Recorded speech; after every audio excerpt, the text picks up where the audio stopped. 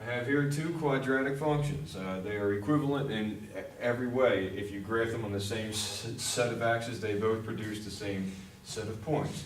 However, this one is typically superior to this one because, well, for one, it's a little more pleasing to the eye. Another reason is functions that look like this are easier to graph with transformations, and also functions that look like this as opposed to this, they're easier to solve when you set them equal to some numbers.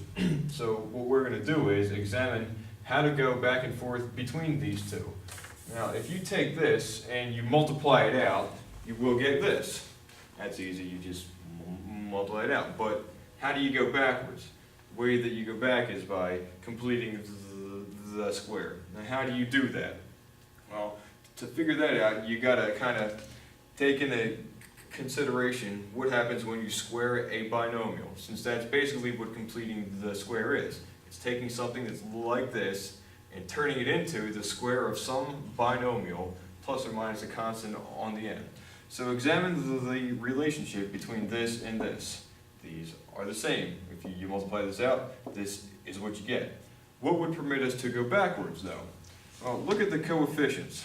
That's what you got to examine, the relationship between the coefficients.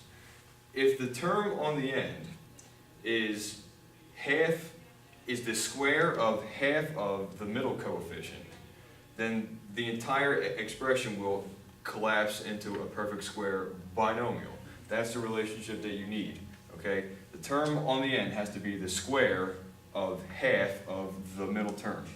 To show you how that works, I have this example here, okay? How can you write this as a square of a binomial plus or minus something? How can you complete the square?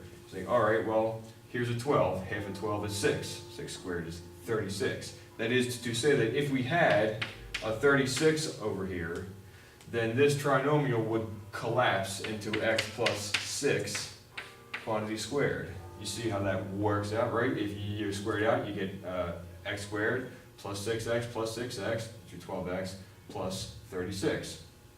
So by adding that 36, we collapsed it into that. But you can't just add 36 to anything because it changes the value of the function. So when you add 36, you have to take away 36. Once you add that first term on, however, the first three will collapse into this, and you've completed the square, and you're done. Second example here. All right. Complete the square. Well, notice the middle term is minus 6, half of that is 3, 3 squared is 9.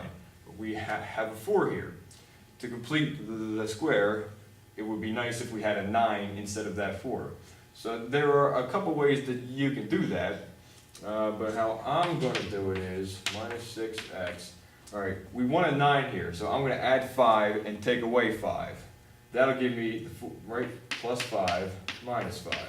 4 and 5, that gives me the 9 I want. Minus 5 maintains equality. Automatically, when you do that, the first three terms will collapse into x minus, what's it going to be? It's always going to be the square root of the term that you added on the end. So it's going to be x minus 3 quantity squared minus 5. And that's it. You've completed the square.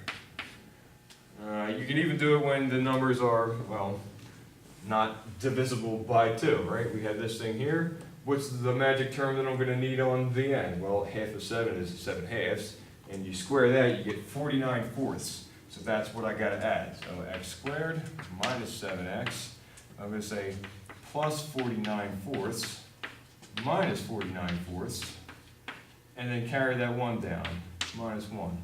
Automatically, the first three terms collapse into the perfect square binomial, and it'll be x minus the square root of that term, so 7 halves. And if you square that out, you'll see it works. Then you get minus 49 fourths minus, this is like 4 fourths. So that'll give you minus 53 fourths. Square is complete. The only hitch in the program is maybe when if the lead coefficient is not 1. That's the only way that this thing changes. So what you got to do is you have to somehow put a 1 there. This is how that's done. you have to divide 3 out of everything. I do this, so it's 3, factor 3 out of that, you'll get x squared. Factor 3 out of this, you get 4/3 x minus 2/3. Didn't change anything yet. And now what you gotta do is you execute complete the square process on what's inside here. Keep everything, focus your attention just to what's inside the parentheses here. So let's see, you have 3, all right, x squared minus 4/3 x. What's the term I want? Half of 4/3 is 2/3, and squared is 4/9. So I'm going to say plus 4/9 minus 4/9, and then minus 2/3.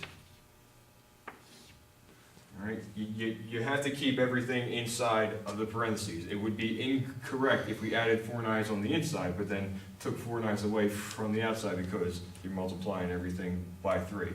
But automatically when you do that, the first 3 terms become your perfect square binomial, and you'll get 3 times x minus 2/3 squared.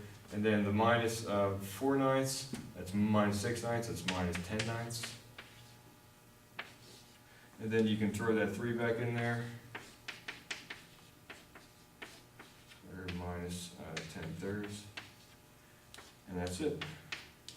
It's even easier if you're solving an equation, right? If you have the lead coefficient, because all that you have to do is divide both sides by whatever it is. So you just cancel that 2 by dividing both sides by 2. X squared minus 3x minus 1/2 equals 0. I'm going to take that 1/2 over to the other side and just say equals 1/2. And then I say, okay, half of 3 is 3/2, squared is 9/4. So I'm going to add 9/4, x squared minus 3x plus 9/4. If I add it to this side, instead of subtracting it from this side, I'm just going to subtract it from this side. I'm going to add it to this side. So I add it to both sides. Automatically, this becomes a perfect square trinomial. X minus 3/2 quantity squared equals 1/2 plus 9/4. This is like 2/4. So that equals 11/4. And then you take the square root and add 3/2, and you get x equals the square root of 11/4 plus minus plus 3/2.